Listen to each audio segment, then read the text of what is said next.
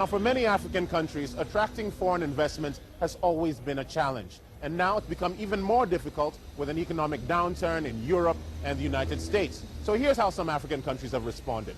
They've set up what are known as free trade zones. These are places where multinationals can come in, set up shop, and in some cases pay little or sometimes no tax at all. It really does beg the question, what's in it for the ordinary African? Mark Edo has been checking up on that in Nigeria, Africa's most populous nation.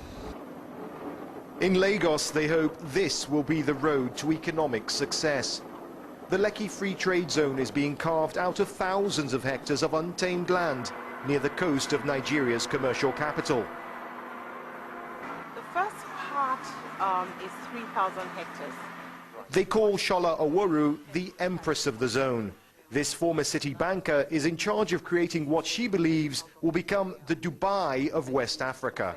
The idea is actually to create a new model city, not just industrial, also a residential commercial area, so that you have a self-sustaining city.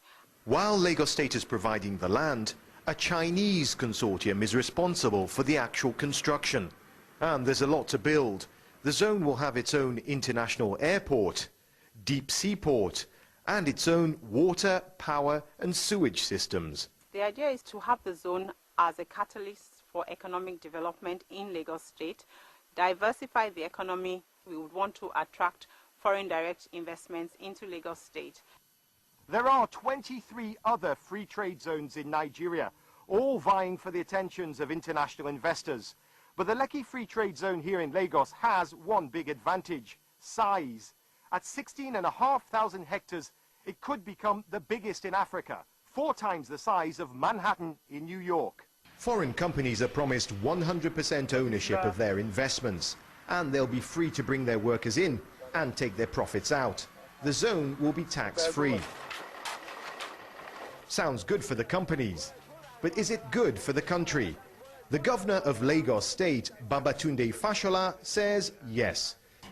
Every time we import goods, we invariably, without knowing it, export jobs, because we keep those industries offshore, away from our economy, busy. And we can win by that by keeping the jobs here on our land. There's a race to build free trade zones across the continent.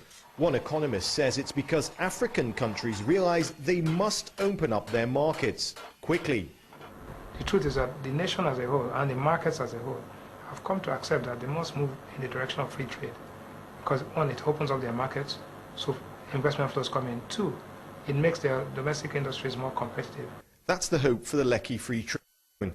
But back at the zone, Shola Oworu can't dwell on what might be. She's got a new model city to build.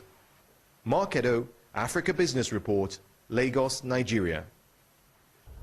That ends part 1 of Africa Business Report. Stay